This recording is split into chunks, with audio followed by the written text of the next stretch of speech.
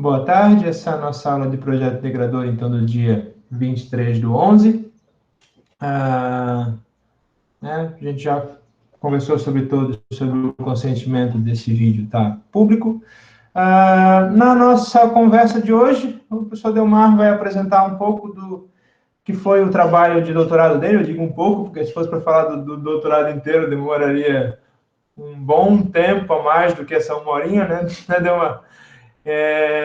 Então, a gente vai conversar um pouco sobre essa área de atuação do engenheiro eletrônico, né, que é a área de engenharia biomédica, tá? Então, eu vou deixar a palavra com o Delmar para conversar com vocês, tá? Como eu já comentei, qualquer dúvida podem interromper e fazer as perguntas no meio. Eu e a Suzana, a gente vai estar olhando o chat também, então, se não quiserem perguntar por áudio, podem perguntar no chat, mas sempre é mais legal quando vocês abrem o microfone de vocês. Beleza? Delmar, tá contigo. Certo, gente. Obrigado. Então, como o professor Reginaldo havia falado, o objetivo é apresentar áreas onde o engenheiro pode atuar, né? E uma delas é a parte de estimulação elétrica. O trabalho que nós desenvolvemos, esse aí era só uma das partes, porque a estimulação elétrica em si, ele serve como reabilitação. Há algum tempo atrás, inclusive, vendia-se um cinto que as pessoas colocavam na barriga, e aquele cinto dava uns choquinhos elétricos na barriga, para estimular a musculatura, fortalecer a musculatura. Eu acho que talvez vocês já tiveram conhecimento disso. Eu não sei por que não se faz mais propaganda disso, não sei se não funcionou, ou se era muito desconfortável, mas, ou seja, a estimulação elétrica, ela é utilizada em fisioterapia bastante. Uma vez eu machuquei o braço, usei esse negócio aí também, né? Então eles chamam de corrente russa, o nome desse equipamento que é utilizado em fisioterapia.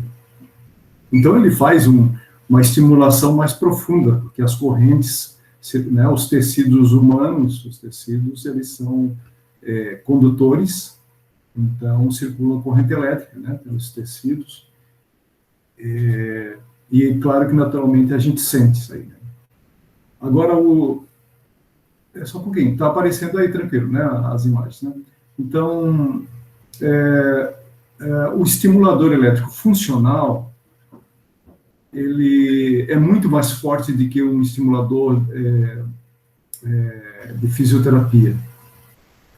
Ele...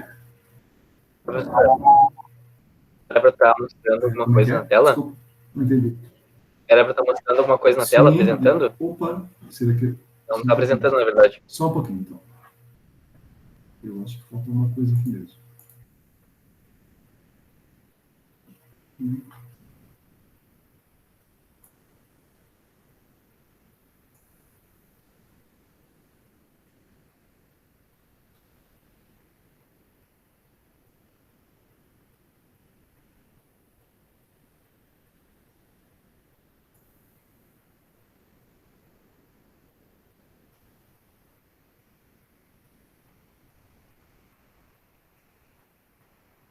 E agora?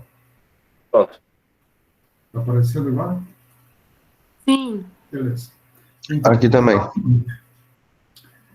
Então, o estimulador elétrico funcional tem o objetivo de não apenas movimentar levemente a musculatura, para ativar as partes internas dos tecidos, mas ela tem o objetivo também de reproduzir os movimentos naturais do membro, né, da perna, do braço. Então, por isso que isso aí foi utilizado, né, nós utilizamos para verificar se era possível, né, utilizar esse sistema para movimentar a perna de paraplégicos, e construir uma órtese, né, para o paraplégico.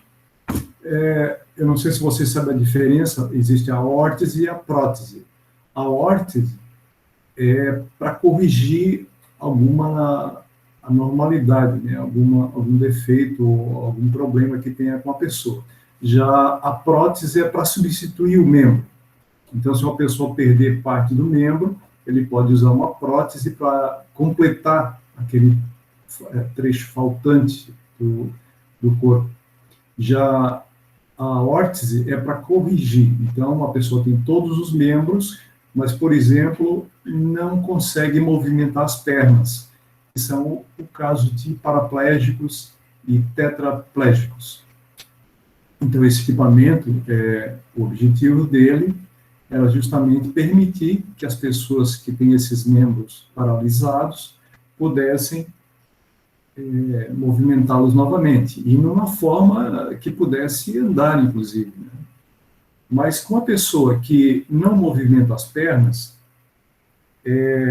não adianta a gente simplesmente aplicar alguma coisa que permite que ela movimente as pernas. Precisa de uma estrutura mecânica que dê estabilidade, que a pessoa possa até caminhar, mas que dê estabilidade quando faltar, né, porque nós vamos ver, a gente testou e verificou que a fadiga, né, muscular é muito rápida. A gente testou mais de 1 minuto, né, na perna. Tem algumas pernas, né, alguns voluntários sustentaram a perna na posição, né, que a gente testou lá, experimentou. Eles sustentaram a perna naquela posição sem problema. Outros já não conseguem, né, depende muito dos tecidos, sei lá, uma característica fisiológica de cada um.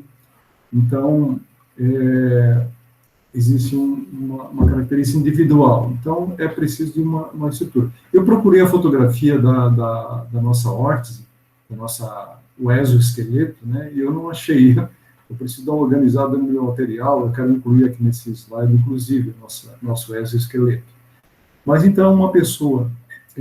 Existem vários problemas, né, que causam lesões na coluna vertebral. Nós testamos em torno de 15 voluntários na última etapa, e tinha pessoas que, por exemplo, sofreram um atropelamento e causou uma lesão na coluna, né? É muito comum aqui nessa região aqui, chamada torácica, essa região aqui das costas, né? Então, tinha pessoas que caíram de andaime, pessoas que sofreram acidente de motocicleta, né? E tinha até um cara lá que caiu de helicóptero. Então, inclusive o filme que eu mostro para vocês é um cara que caiu de helicóptero. Então, existem muitos acidentes, né, que causam lesões. Então, aqui, dependendo da região, né, essa região aqui, que é a torácica, normalmente ele fica imóvel das pernas. Já essa região aqui, que é cervical, do pescoço, aí a pessoa tem problema é o chamado tetraplégico. Né? Um acidente aqui causa problema também nos braços, por isso que é chamado tetraplégico. Mas um detalhe interessante é que, normalmente, o que chama atenção em quem sofre um tipo de acidente dessa espécie, né, é justamente a imobilidade das pernas. Mas esse aí é só o mais visível. Se as pernas estão paralisadas, né, nós temos atrofia muscular, né? Se as pernas não são usadas, existe a desmineralização óssea. Aí as pernas se movem sozinhas, né? Mesmo que a pessoa não tenha o controle, elas dão umas travadas nas pernas. Alguma vez a pessoa paraplégica começa a movimentar as pernas sozinho, né?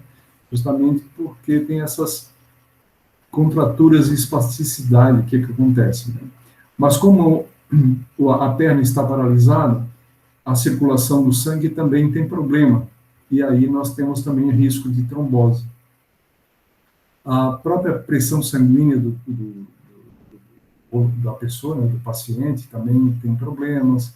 Pode ter problema com respiração, principalmente quando é mais cervical. A bexiga e o intestino é um outro problema seríssimo. Para vocês terem ideia, todos os 15 paraplégicos e tetraplégicos que nós testamos, todos eles usavam fraldas e precisavam de sonda para fazer xixi, né? Então, é um negócio bastante sério. Então, a cada 3 horas, eles têm que aplicar sonda para esvaziar a bexiga. Então, o objetivo dessa estimulação elétrica vai promover todas essas melhorias. Então, uma das melhorias, o que a gente buscava, era justamente permitir que as pessoas se deslocassem caminhando.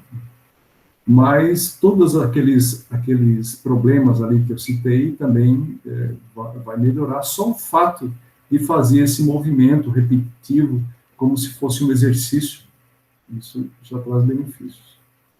Então, a função, o FES, né, essa estimulação elétrica funcional, o objetivo é restaurar os movimentos paralisados, porque existem diversos músculos na perna, e a estimulação específica de cada um deles permite um controle melhor ou pior, né, das articulações.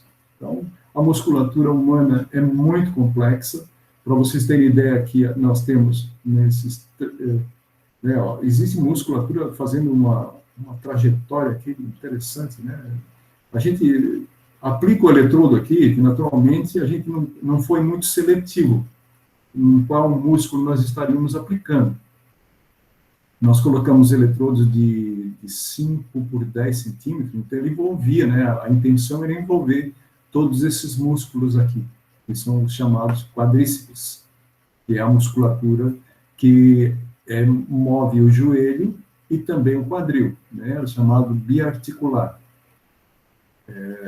Claro que o nosso voluntário ele estava sentado, então nós automaticamente neutralizávamos, né, essa articulação para testar apenas no joelho, mas as duas são ativadas com essa musculatura.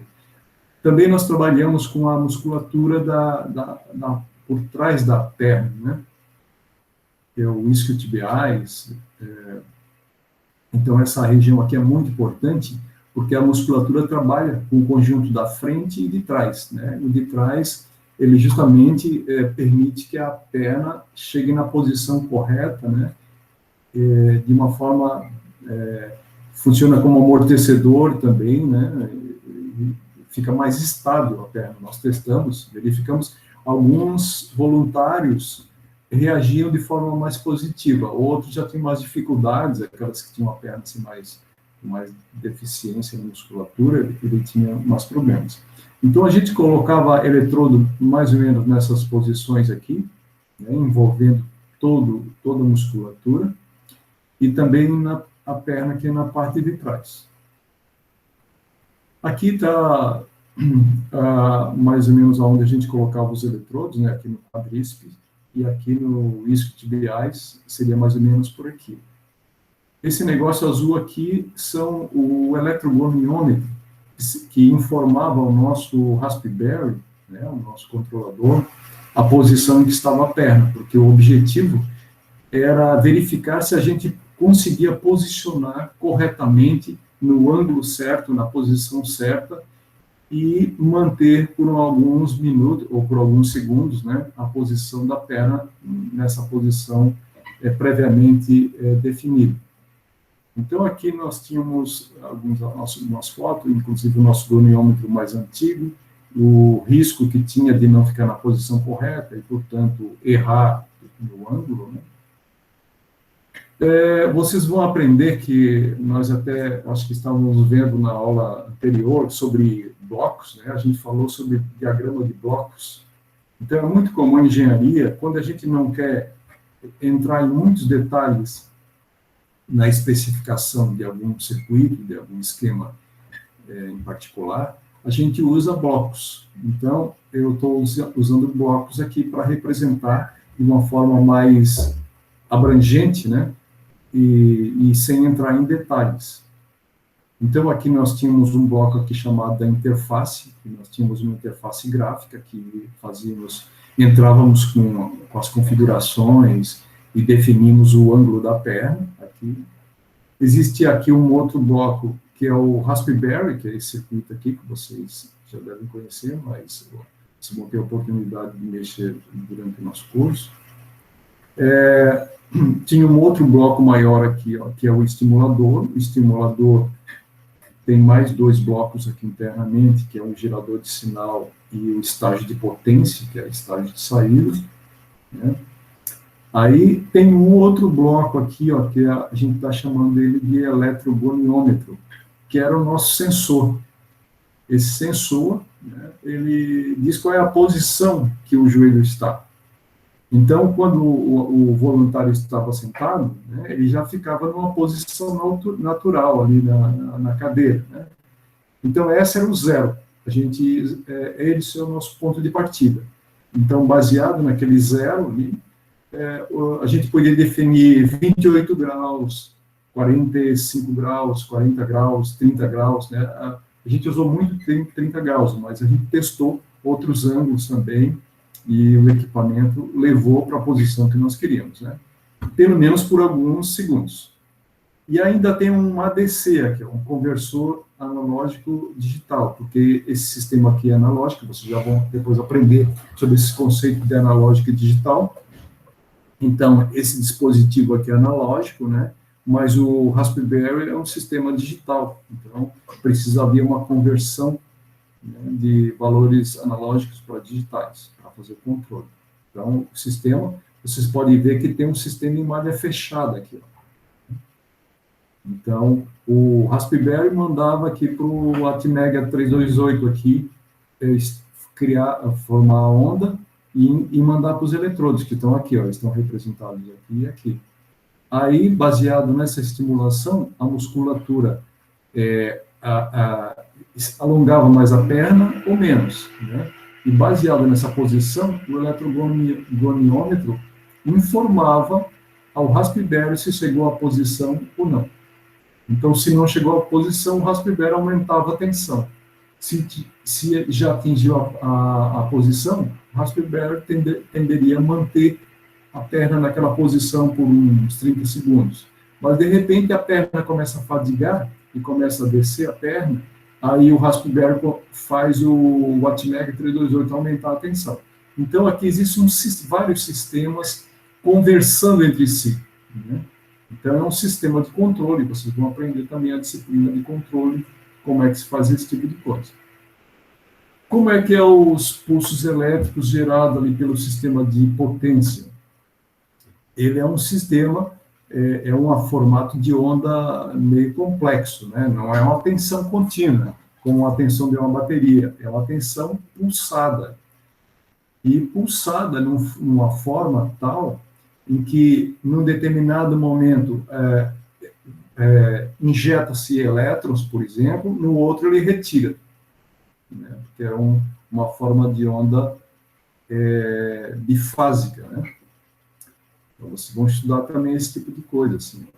E depois, né, então tem uma rajada aqui, né, tem uma rajada de pulso e depois dá uma parada, né? Por que precisa isso? Dar uma rajada e depois parar? É porque o sistema muscular, o sistema orgânico, os tecidos humanos e vivos, né, ele tem um sistema chamado acomodação, né? Por exemplo, se eu perguntar para vocês estão sentindo a roupa que vocês estão vestindo? Né? A partir de agora, vocês vão dizer, sim, estou sentindo. Mas antes que eu falasse isso, vocês não estavam sentindo a roupa. Isso é chamada acomodação, porque quando tem uma informação repetitiva ou constante, o sistema sensores, né, do corpo humano se desligam daquilo. A não ser que ele machuque muito, então uma pedra no sapato, né, aí está doendo muito, aí acaba recordando daquilo, né, mas se é a roupa, né, que é algo que não machuca, então precisa justamente ter essa alteração, né, que essa mudança aqui leva o organismo a não considerar aquilo uma coisa desprezível. Porque se o organismo desprezar, aí a estimulação também não funciona mais. É por isso que tem esse sistema, né? Isso aqui é muito pesquisado, foi muito pesquisado, né? Nós nos baseamos na literatura para fazer esse tipo de forma de onda aqui. Aqui já está a forma de onda vista no osciloscópio. Eu não sei se vocês estão percebendo muito bem, mas tem umas pontas aqui, né, que a gente chama de spike, aqui, umas pontas. Mas isso aqui, esse teste, essa forma de onda, eu capturei usando um resistor e capacitores associados, né, para representar uma carga que seria próxima aos tecidos humanos. Mas essa forma de onda, esses picos aqui não aparecem. Na hora que a gente coloca na perna das pessoas, né, e vai lá e mede com o osciloscópio, não aparecem esses spikes aqui. Porque normalmente esses spikes tendem a doer muito, né, embora o paraplégico não sinta normalmente. Outra coisa também que a gente faz para não dar um pulso, embora ele comece com tensões baixas, né, mas para não dar um pico direto na musculatura, a gente tem uma rampa de subida. Né?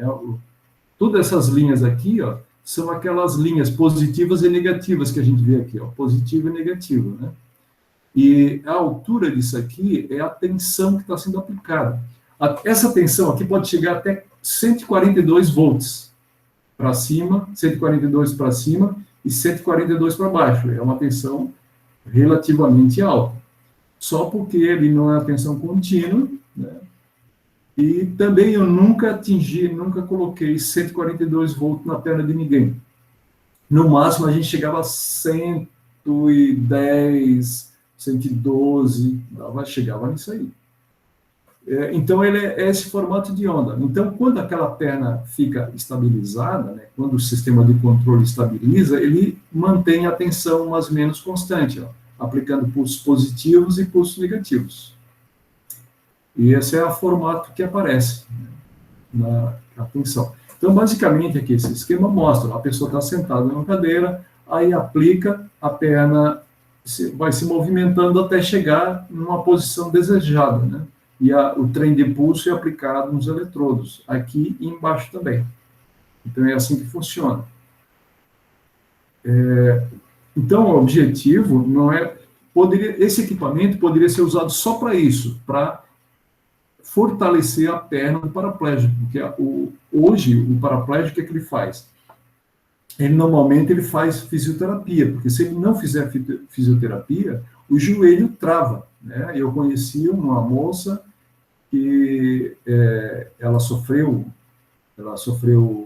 foi por arma de fogo, que ela sofreu um acidente, e ela não aceitava a condição que ela estava, então ela não fazia fisioterapia também.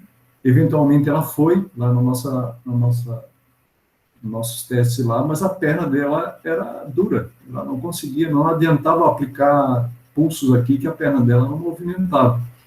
Então, tem uma série de exigências, né, para que isso funcione. Então, serve como fisioterapia, mas também a nossa intenção era equipar uma órtese, né, para paraplégico. Nós testamos lá na DFP, que é a Associação dos Deficientes Físicos do Paraná. Esse trabalho que eu apresentei aqui é só de 4 pessoas, mas na verdade foram bem mais, foram umas 15 pessoas e mais umas 5 pessoas assim, sem lesão, né?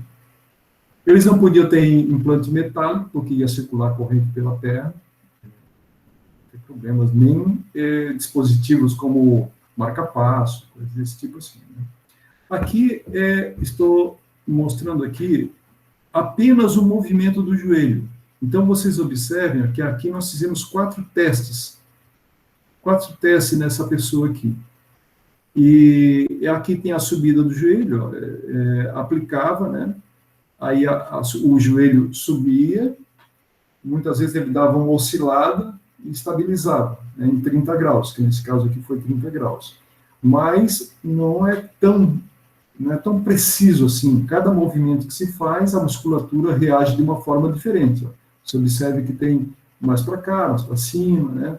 Mas tem um momento que ele tem de estabilizar, que ele fica na posição. Daqui a pouco, dependendo do voluntário, já começa a oscilar a perna. Foi o que aconteceu aqui, ó. Mas aqui já era na faixa de 30 segundos, ó, um pouco menos aqui e tal, né? Mas a gente fazia teste 30 segundos ou mais. Então, aqui tem os parâmetros que nós utilizávamos, né? Que nós utilizamos e medimos alguma coisa justamente para ver se era possível estabilizar a perna ou não. Esse outro voluntário aqui, ó, observe que é muito mais oscilando, principalmente essa oscilação. Essa aqui, ó, ela não estabilizou a perna, ela ficou oscilando. Pois justamente ela ficou oscilando porque nós aplicamos o isquiotibiais, essa musculatura de trás da perna. Aí ele perdeu estabilidade para esse voluntário em particular. As outras ficaram relativamente estáveis. Esse aqui, ó, uma pessoa com muita estabilidade na perna. Então, mesmo aplicando o isquiotibiais, que foi esse último aqui, ó, esse azul, ó, quando aplicou o isquiotibiais, ó, o comportamento dela foi excelente, ó, tá vendo? Esse azul aqui, ó. Então, ele ficou bem mais estável que os outros casos aqui, porque tem a presença da musculatura de trás da perna. Esta aqui, ó, já houve muito mais problema. E quando aplicou-se o isquiotibiais, que é a musculatura de trás da perna, ele exigiu mais da perna. Tanto é que deu mais uma oscilada, uma subida, né? E estabilizou um pouco mais em cima. Mas logo em seguida ele já começa a cair, porque é uma pessoa que tem problema assim, de estabilidade na perna, né? Outra questão também importante é dizer que esses voluntários, eles não foram treinados. O correto seria preparar esses voluntários e trabalhar, por exemplo, durante um mês, fazendo esse tipo de exercício. Então, com certeza, assim, no momento que nós fôssemos fazer os testes, eles estariam muito melhor, a musculatura estaria mais ativa, né? Estaria com a musculatura mais fortalecida, e do jeito que nós fizemos, nós aplicamos só num dia, algumas vezes aplicava em mais de uma outra semana, mas não era na forma de fortalecimento dela, era simplesmente do jeito que está, nós vamos testar. Foi isso que nós fizemos, né? Então, o que a gente concluiu é que é possível fazer o controle, né, da perna da pessoa, é possível utilizar na forma de órtese, né, poderia ser utilizado. Então, esse era o objetivo. A gente queria testar se era possível mesmo utilizar. E nós confirmamos que é possível, né? É bastante complexo, porque o equipamento, da forma como está, ele é muito grande. As baterias são baterias de motocicleta, são grandes, então teria que usar uma tecnologia melhor, né, para poder tornar prático e colocar isso, embutir, né, na própria órtese.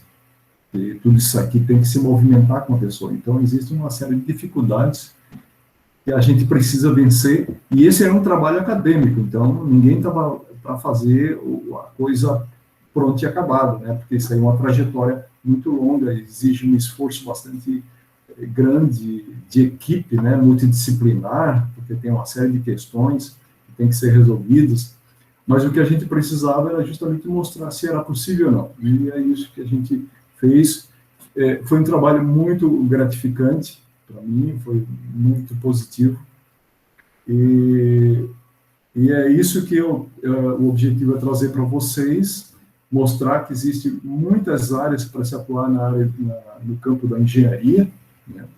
E sempre é um aperfeiçoamento que a gente vai adquirindo, que a gente vai juntando com outros esforços, e é isso que é engenharia, né? Engenharia, e também ela não trabalha sozinha. Aqui, por exemplo, todos os testes que eu fiz acompanhado com fisioterapeuta, porque eu sou um engenheiro, eu não entendo nada aprendi naturalmente, né, enquanto estava trabalhando, né, essa resposta do organismo, li muita coisa sobre o organismo humano, sobre a perna em particular, mas eu não sou um profissional qualificado. autorizado a chegar numa perna de uma pessoa e aplicar um pulso dessa forma, né?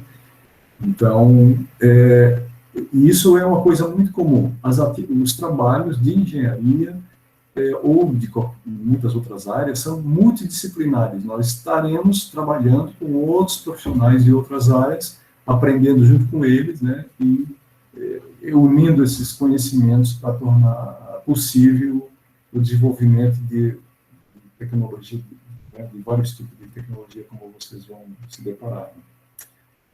Reginaldo, é isso que eu tinha para dizer. Se vocês tiverem alguma dúvida, queiram me perguntar, e se eu souber de responder, eu respondo. Se não, eu pesquiso também. Beleza. Eu vou colocar aqui para eles, Delmar, aquele videozinho lá do YouTube. Tu tens aí? Tem. Sim, eu também tenho aqui. Eu até estava esquecendo dele. Estou com ele aberto aqui, já você consegue colocar. Não, eu também tenho. Deixa eu ver aqui. Aqui, ó. Deixa eu ver se eu consigo colocar aqui. Eu acho que eu consigo.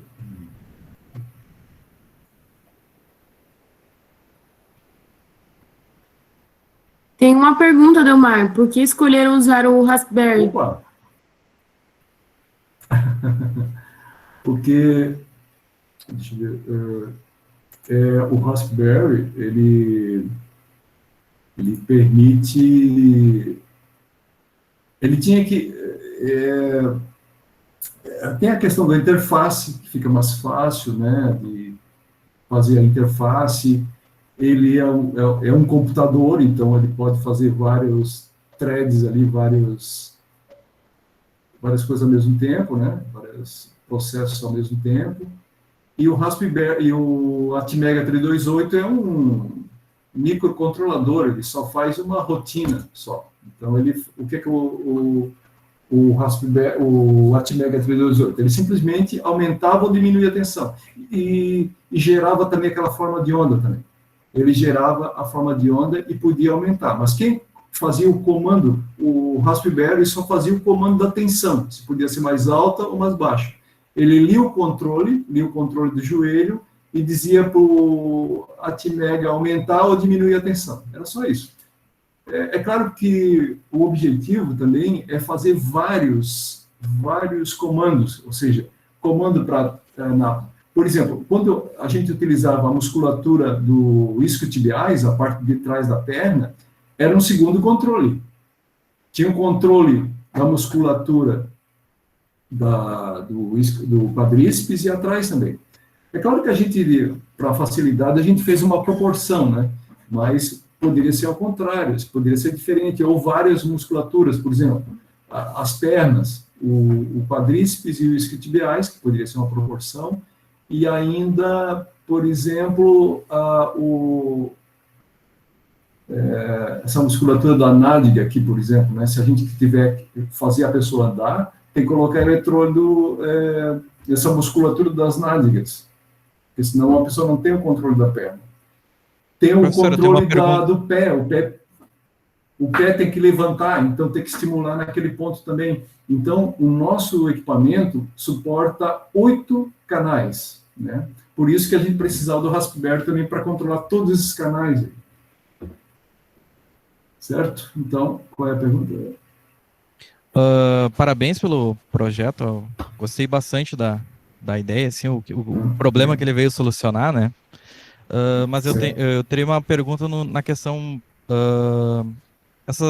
esses pulsos elétricos, no caso, eles se assemelham aos pulsos cerebrais, assim, que a pessoa tinha antes de ter essa lesão? São diferentes? São apenas estímulos musculares, no caso? Sim, ele esse comando não é pelo cérebro. Simplesmente sim. A gente faz uma sequência de pulsos, né? Nós programamos como é que vai se comportar a estimulação, mas é aplicado diretamente na musculatura. E essa pessoa, ela conseguia, claro que ela, com todas as dificuldades dela, mas ela conseguia sentir alguma modificação assim no corpo? Ela reclamava ou não, mas evidenciava alguma coisa que sentia alguma coisa diferente no corpo? A equipe lá do LER, que é o Laboratório de Engenharia de Reabilitação, lá da PUC, que eu trabalhei, eles já vêm fazendo experimentos, né? Eles não fizeram da forma como eu fiz, né? Que eu fiz um controle, né, da perna, mas muitos já têm feito esse tipo de teste e de treinamento também. O que eles observaram? É que quando se faz treinamento, que não foi o meu caso, tá? Eu fui lá, praticamente testei, mas com o treinamento, a bexiga passa a funcionar um pouco melhor, né? A questão, porque tu fortalecendo a perna, tu ativa a musculatura do abdômen também. Isso aí ativa a bexiga, melhora o funcionamento do intestino, né? A gente não chegou a medir, mas, por exemplo, se fizesse continuamente, melhoraria a circulação da perna, fixação do cálcio nos ossos, tudo isso aí, a literatura, né, fala dos benefícios que existem do FESA aplicado para pessoas que têm lesão medular. Eu também gostaria de parabenizar a iniciativa e tudo mais. Perguntar se é basicamente uma contração do músculo ali que acontece. Nós provocamos a contração do músculo. É isso que nós fizemos. Porque o nosso cérebro, a pessoa que não tem lesão medular, quem faz isso é o cérebro, né? O cérebro, se a pessoa vai caminhar, isso aí é automático, né? Não pensamos, vamos agora tracionar ou contrair o músculo quadríceps para poder fazer isso, fazer aquilo, né? É automático.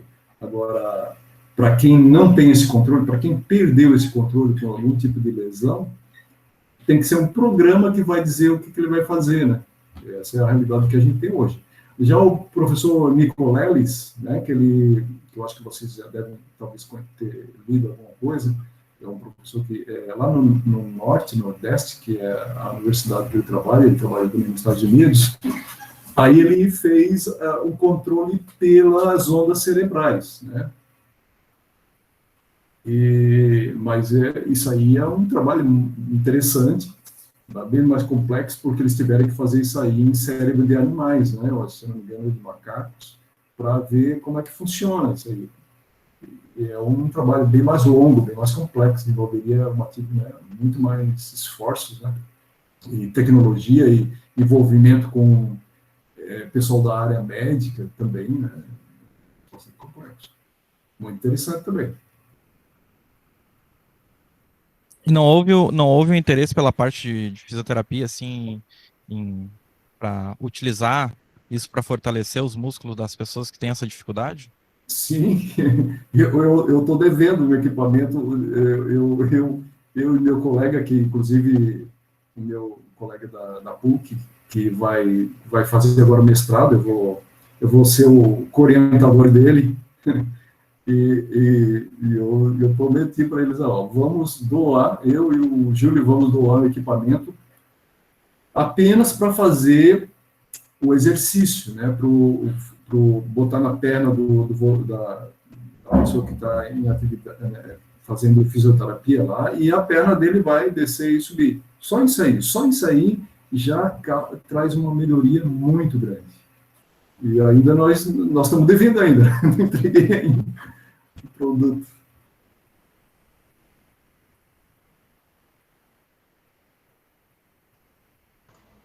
Tem aqui o vídeo dele, né? De um dos testes de funcionamento. Deixa eu... Vocês conseguem ver a tela do vídeo aqui? Dá para ver, sim. Tá? Sim, sim. Então, tem que dar um play aqui, ó. Isso aí foi um teste. Observe aqui que tem o eletrogonômetro medindo o ângulo da perna, né? Embaixo aqui, ó, dessas tiras pretas aqui, tá os eletrodos, tá? Porque os eletrodos costumam descolar. Ele descola com o suor da pele, ele descola e não funciona mais. Então, nós fazemos medições, né? Aqui, sou eu medindo e o meu colega está lá aplicando, fazendo outra etapa aqui, porque tem umas coisas aqui. E aqui a perna se deslocou, nós tínhamos definido 30 graus, observe que ele deu uma descida, tá vendo ali, ó? a perna desceu e voltou para a posição, ou seja, o Raspberry levou para a posição que era o objetivo. Daqui a pouco ele desliga, né? A perna vai descer, mas ele mantém aqui por 30 segundos, a gente está medindo aqui, ó. Quando chegar a 30 segundos, a gente desliga o equipamento. Então, isso aqui é só um teste para a gente verificar a viabilidade, né, de o equipamento movimentar a perna da pessoa. Esse é o objetivo.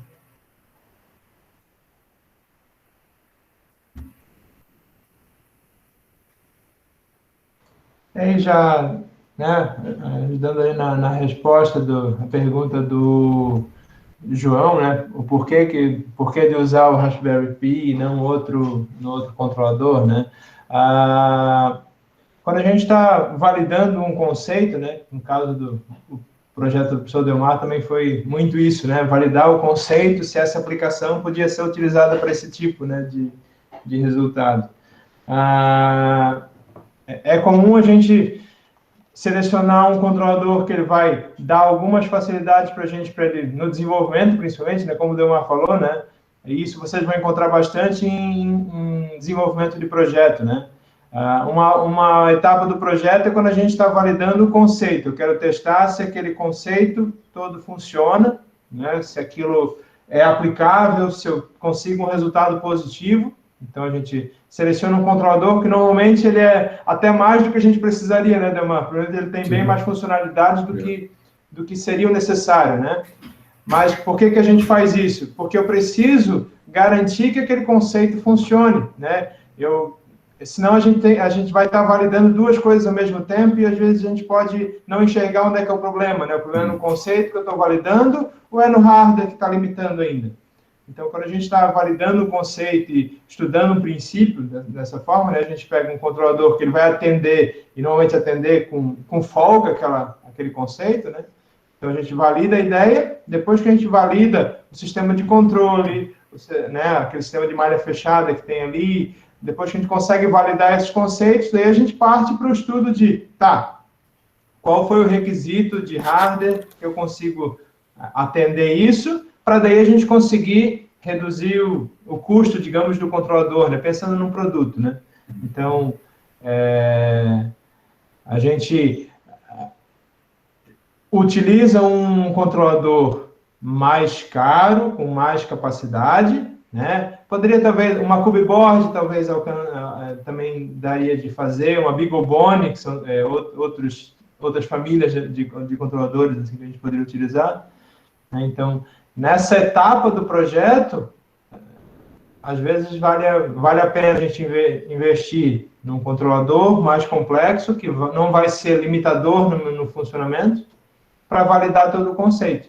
E depois a gente parte daí, né, para um mais que atenda de maneira mais com custo mais amigável, digamos assim, né? Então, isso é uma das justificativas para a gente utilizar um controlador mais complexo, né? Porque a gente analisando a ideia, o conceito agora, talvez dava de fazer com um controlador mais barato. Dá, provavelmente dá, né? Mas isso não poderia prejudicar a validação do conceito que foi feito. Então, por isso que a gente seleciona, né, um mais complexo para poder utilizar no projeto. Deu uma curiosidade ali. Uma das respostas ali foi bem boa, né? Que tu comentou ali, né? Que a resposta muscular, em termos de sustentação, sobre o sinal ali, tem alguma coisa a ver com ele já trabalhar fisioterapia ou a lesão foi recente? Chega a ver alguma... Fiquei com essa curiosidade, né? Que a resposta foi, né, como ele teve uma resposta relativamente boa, se tinha a ver com ele já fazer fisioterapia ou se foi uma lesão mais recente, então o músculo ainda não estava talvez tão atrofiado, não sei se tem... Olha, em geral ali, o pessoal que eu testei tinha lesão em torno de 3 anos, mas todos, o interessante, eu acho que talvez interessante do ADFP, é que a ADFP, né, a Associação de Deficiente Físico do Paraná, eles promovem competições internacionais. Então, esse pessoal ali são atletas, entende? Então, eles podem não fazer, não tem um equipamento daquele, por exemplo, para ficar movimentando a perna deles, mas eles fazem fisioterapia regularmente e eles participam de competições, a maior parte deles ali. Então, são pessoas bastante ativas, apesar de serem paraplégicos. E isso aí, porque veja bem, ó, tu tens uma lesão, aí tu precisa sair da tua casa, tu tens um problema que tu, de 3 em 3 horas tu tem que fazer uma drenagem da bexiga, né?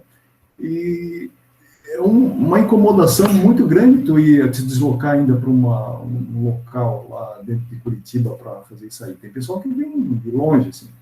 Então, o fato do atletismo motiva muito esse pessoal. Eles viajam pelo mundo inteiro, né, fazendo competições. Tem uma assim, pessoa, a gente vê assim um pessoal de cadeira de roda com a musculatura assim, né? Eu algumas vezes eu me admirava também de um ex-policial que nós testamos lá também. Ele tinha, bem que eu acho que a perna dele não devia ser só músculo, né? Porque afinal de contas ele estava parado já há 3 anos, mas a perna do cara era super pesada, muito peso, assim. O cara devia ter muito músculo naquela perna ali para manter, ou e a característica física dele mesmo, né? Então, eu acho que cada um de nós, assim, é diferente um do outro. Eu, por exemplo, minha perna não tem muito músculo, né? Mas a perna do cara lá o cara era um monstro. E o pior era botar aqueles caras, essas pessoas em cima da cadeira, né? Porque a cadeira era alta. Ainda bem que o meu colega tinha 1,90 m de altura, ele conseguia pegar por trás, eu pegava pelas pernas, a gente colocava na cadeira. Muito complicado, porque a cadeira tem que ficar com a perna livre, né? Então tem que ser alto. Tem uma cadeira que foi construída lá para o pessoal da PUC. E aí a gente adaptou um cinto de rapel com 4 pontos e a gente deixava ele preso ali em cima da cadeira. Mas era muito complicado, muito difícil de trabalhar. Difícil porque, se vocês forem, né, existe a possibilidade de vocês trabalhar nessa área, né, é uma área muito gratificante, assim, eu vou dizer assim, é algo assim que dá uma satisfação muito grande ter aquele pessoal assim sentir que está melhor depois que fazer simplesmente um teste daquele, né?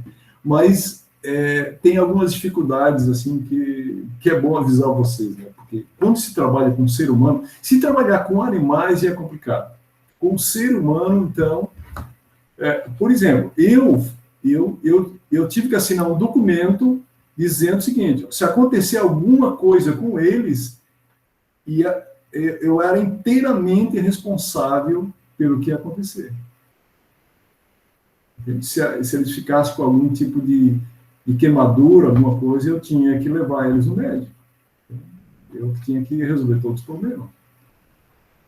Mas naquela altura do campeonato eu não podia mais me preocupar com esse tipo de coisa, eu tinha que resolver, né? Mas com certeza, eu estou falando dessas coisas porque isso assusta a gente, né? A verdade é que ninguém se machucou, no máximo assim, tinha algumas pessoas que ficavam meio rosada a pele, assim, né? Mas aí a gente levou, o meu amigo lá levou uma pomada minâmica, uma pomadinha lá, passava lá, ficava puxa, tirava o vermelhidão lá, porque aquilo ali é corrente elétrica penetrando na pele, então fica vermelho mesmo, né?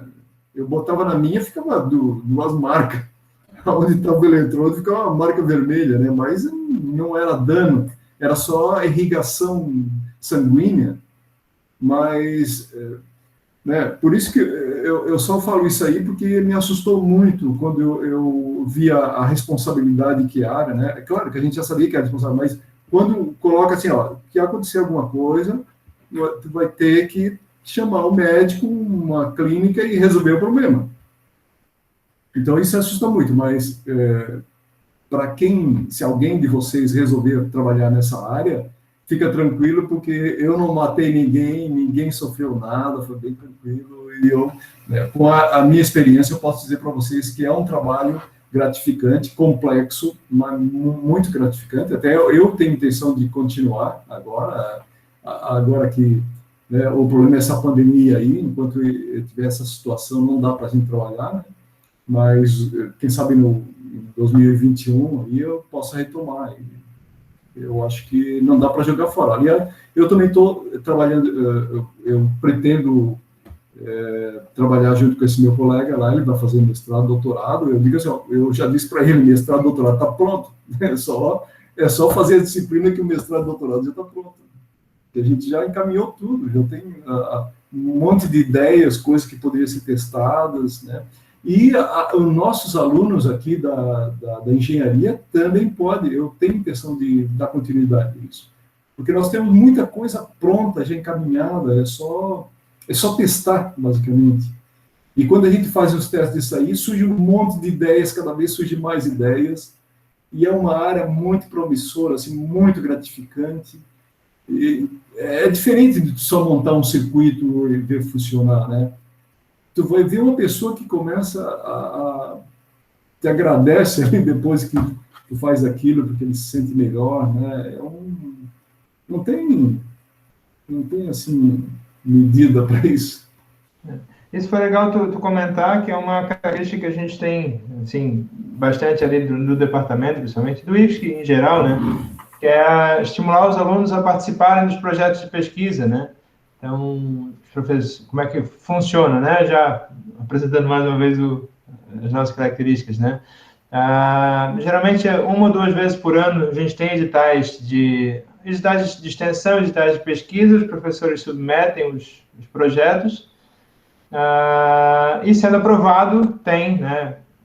Geralmente envolve bolsas para os alunos e o material de consumo para o projeto, né?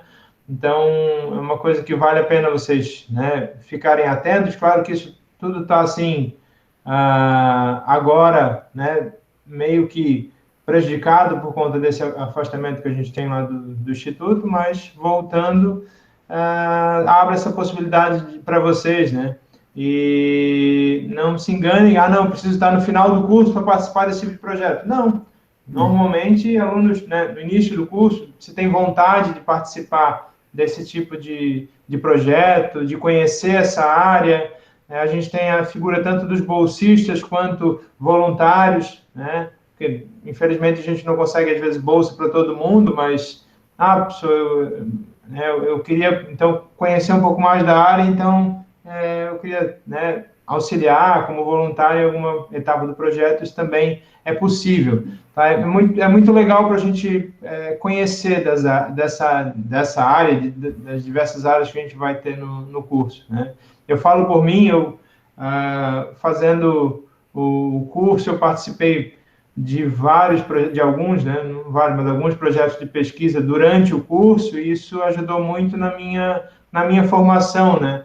Essa experiência de participar de um projeto, ter responsabilidades relativas a um projeto, né? Não é só o projeto de disciplina. Então, isso ajuda bastante, tá? Bem legal participar desse tipo de projeto, tá? Ensina muito para a gente. Tem uma pergunta aí que o Bruno fez, Delmar, quando estava comentando lá sobre aquele policial que tinha a perna mais pesada, né? Ele perguntou se, nesse caso, a tensão nos eletrodos para levantar a perna precisa ser maior, ou o peso não interfere tanto. Como é que isso funciona assim? O algoritmo dá conta do recado. Pode botar o peso que for na perna, que o algoritmo vai movimentar a perna. Se a perna tiver a flexibilidade e a tensão não precisar chegar a ultrapassar 142, foi uma questão de segurança, né, que a gente fez, o Raspberry vai botar a perna na posição que a gente definir. Uhum. Então, por exemplo, a gente fez teste, mas, por exemplo, se fosse fazer um mecanismo para a pessoa andar, nós teríamos que fazer uma sequência de passos, de movimentos para movimentar as duas pernas de forma coordenada, né? Então, porque, inclusive, essa preocupação com posição é porque nós queríamos, inclusive, a possibilidade de subir escadas e descer escadas. Então, para a pessoa subir uma escada, ela tem que botar o pé no degrau. Então, isso aí exige precisão sobre isso aí. Então, por isso que nós desenvolvemos esse sistema, né? Mas andar no movimento natural da perna fica muito mais simples isso aqui, né? Porque é como se diz, é um pêndulo invertido, né? A perna humana funciona como se fosse um pêndulo invertido. E esse é um movimento mais natural, assim, né? Mas a complexidade, naturalmente, eu acho que, assim, que se fosse fazer o aorte funcionar mesmo, é outro passo de complexidade, né? Precisaria programar todos os movimentos no Raspberry. Por isso que o Raspberry é interessante, porque ele é bem flexível. A gente programa mais rapidamente nele, tem a interface mais flexível, né? Do que simplesmente ter que trabalhar tudo isso aí em cima de um Atmega 328, que é mais complicado. Então, o Atmega 328, ele que fazia a sequência dos pulsos. E ele também, uma vez recebendo o comando do Raspberry, ele aumentava a amplitude desses pulsos, né? Então, tem um sistema central que poderia comandar até 8 Atmega 328. Esse foi o nosso projeto. O João Pedro perguntou qual que é a linguagem usada lá no programar. C. C? O Bruno já disse que estava com cara de Python, mas eu achava que era em C. C, C++. Gente, só uma coisa, como eu tô quietinha aqui, só olhando e pensei em complementar uma coisa sobre o que o Delmar falou sobre os riscos, né, que a gente tem na pesquisa e como que a gente protege isso. Um dos maiores, eu vou falar isso, né, que eu vou apresentar a minha pesquisa para vocês também, mas, assim, um dos maiores tempos que a gente ocupou no laboratório, eu e os meus colegas, foram correndo atrás de documentação, entendeu? Então, assim, quando a gente está trabalhando com área de saúde, que a gente tem que participar do comitê de ética, e por que as pessoas têm que assinar tal coisa, tal documento. Então, assim, para participar de qualquer coisa, e o nosso trabalho é com idosos, então, assim, em qualquer pesquisa, você tem que tomar todo esse cuidado, né? Então, demanda um tempo bem grande, você não pode simplesmente sair, desculpa a palavra, mas metendo louco, né? E tentar fazer alguma coisa, usar pessoas para sua pesquisa. Porque o que acontece? Se você não tiver com essa documentação certa, e você vai coletar seus dados e tudo mais, você nunca vai poder publicar esses dados, e nem publicar a sua pesquisa, né? Então, a sua pesquisa vai ser engavetada. Então, é por isso que tem todo esse padrão. E outra coisa também é em relação a uma coisa que vocês vão ouvir falar muito durante o curso, é que quando a gente trabalha com dados de pessoas, nem sempre pode ser que seja a cara da pessoa, né? Tem um colega meu que trabalha com reconhecimento de vídeo, então tem que fazer um blurring de face, mas nem sempre trabalha com a cara de uma pessoa.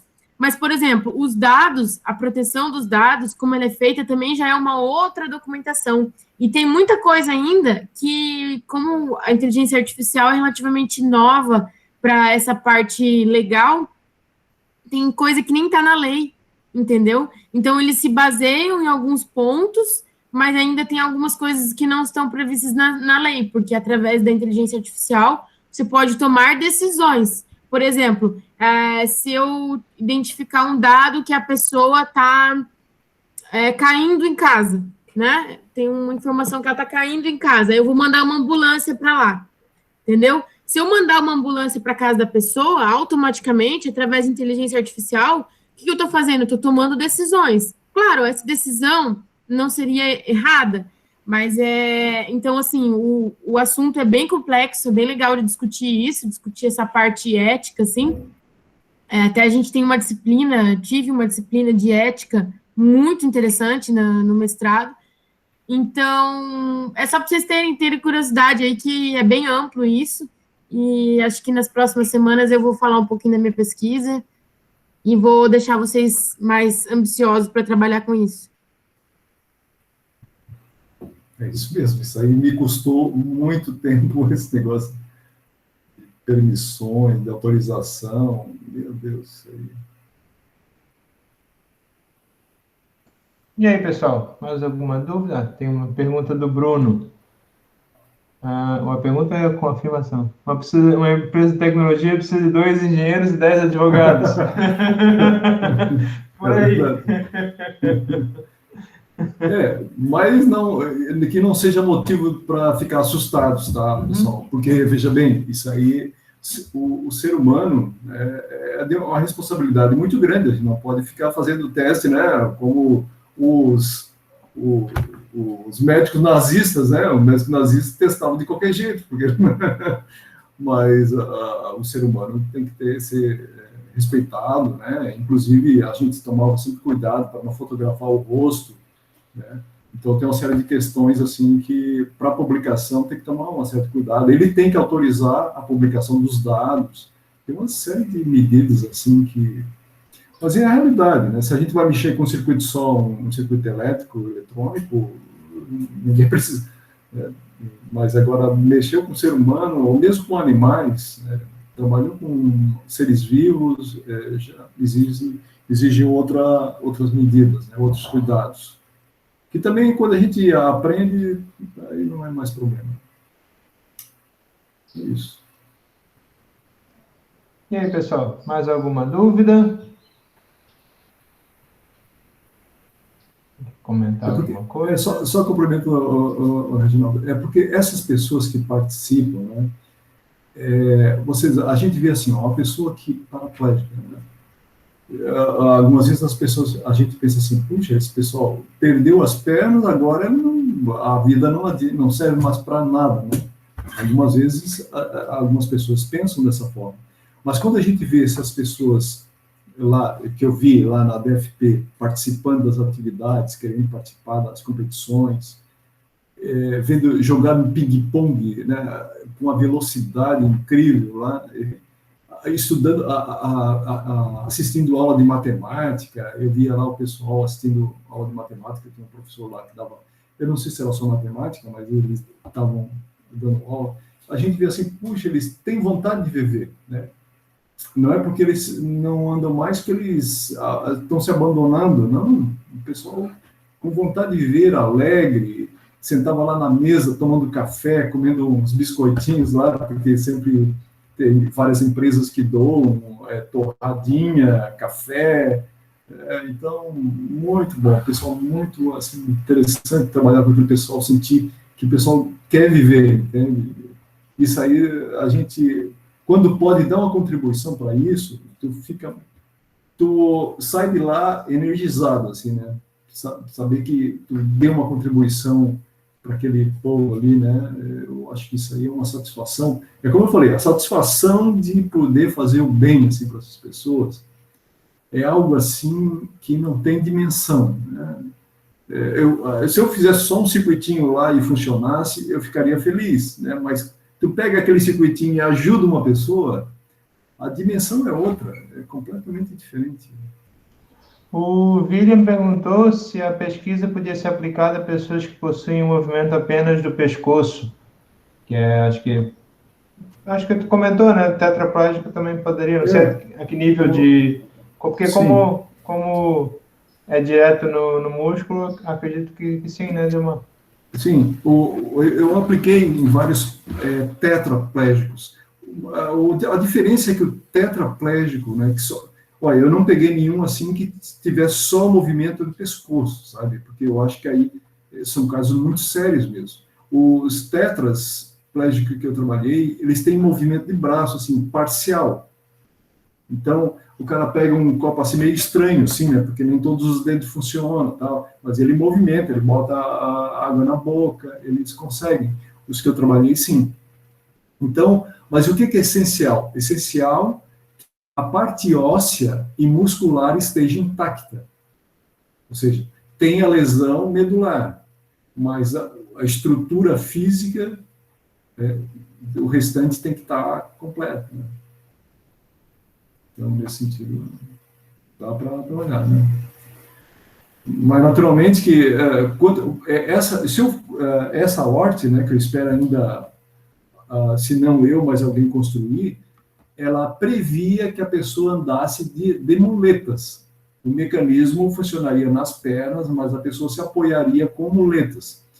Então, o tetra pode fazer isso? Pode, dependendo do nível de lesão, pode fazer.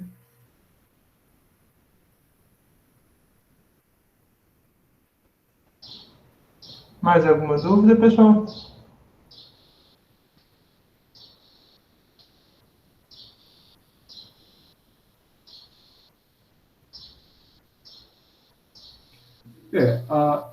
Nós, como o Reginaldo mesmo falou, nós usamos talvez um hardware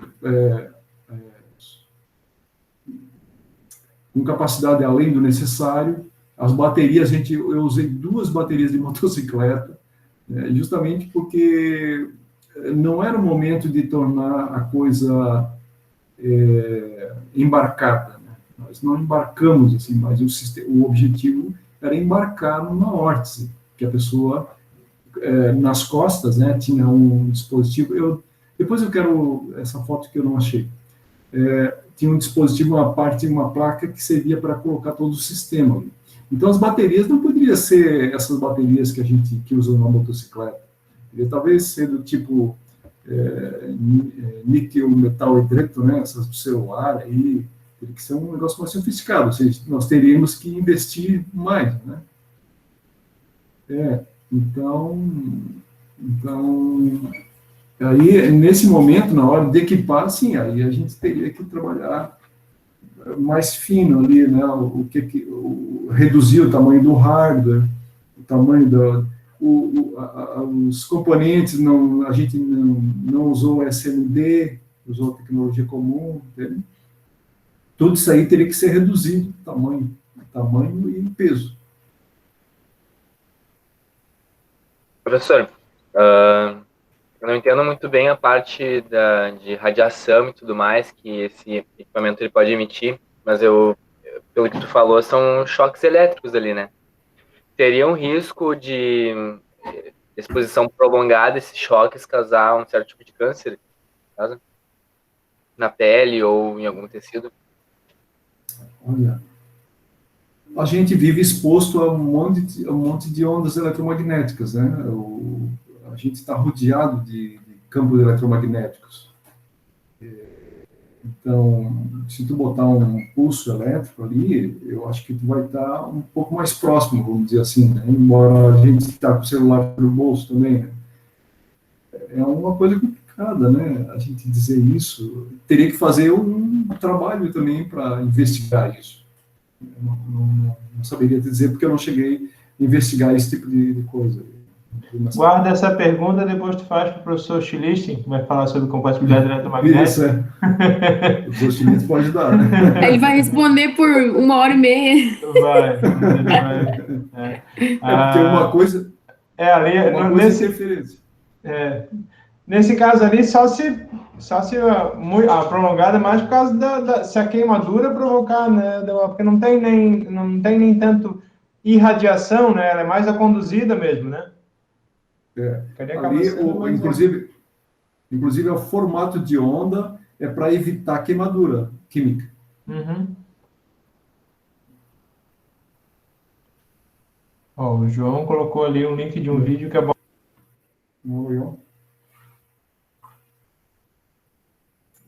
Não vamos abrir agora, senão vai ficar muito longo, mas... Eu vou botar para abrir aqui depois e eu vou olhar. Fica ali o link para vocês. Tá? Mais alguma dúvida, pessoal? Uma pergunta?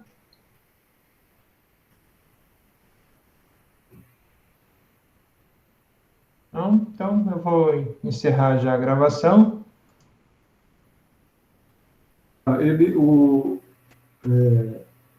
Desculpa, William? É William? William. Tu sabe que esses equipamentos, com motores, já existem, inclusive, equipamentos funcionais aí sendo vendidos com motores, né? E a nossa órtese estava prevista também com motores, para fazer uma órtese híbrida, com estimulação e motores. Porque esse tipo de órtese, com estimulação somente, ela é muito prática, porque ela vai estar estimulando a própria musculatura do usuário, né, da pessoa que tem a lesão. O problema são a fadiga. Por quê? Se tu podes caminhar, sei lá, 50, 100 quilômetros, né? E que o teu cérebro vai ajustando, vai mudando os grupos de fibras da musculares, e tu vai ficar cansado, mas tu vai conseguir andar longas distâncias.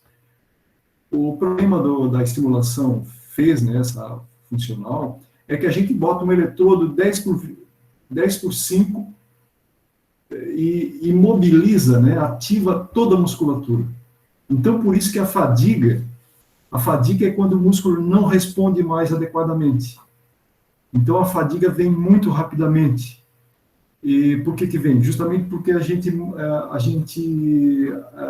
utiliza toda a musculatura, né? A gente mobiliza toda a musculatura.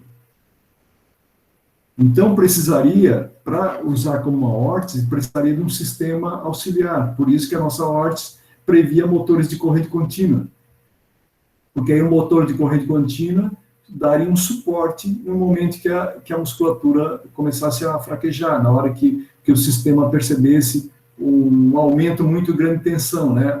Aumento muito grande de tensão, inclusive foi uma coisa que eu identifiquei na tese, que o aumento de tensão é justamente a fadiga, é uma forma de identificar a fadiga. Então, isso aí significa que a musculatura daqui a pouco não vai sustentar mais a órtese, a pessoa em pé, por exemplo. Então, aí entraria o motor nesse momento. Então, teria que ser um sistema combinado, né, uma órtese híbrida, para poder ser prática. Mas a órtese híbrida, da forma dessa como nós colocamos, desenvolvemos, eu não conheço uma órtese nesse formato.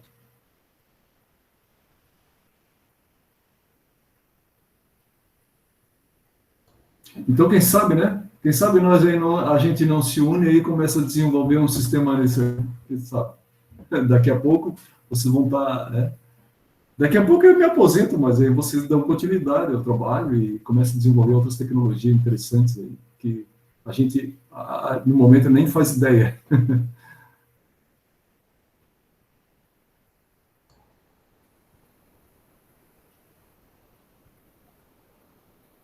Mais alguma dúvida, pessoal? Não vou já parar, para não ficar com um vídeo muito longo também. Para aqui a gravação.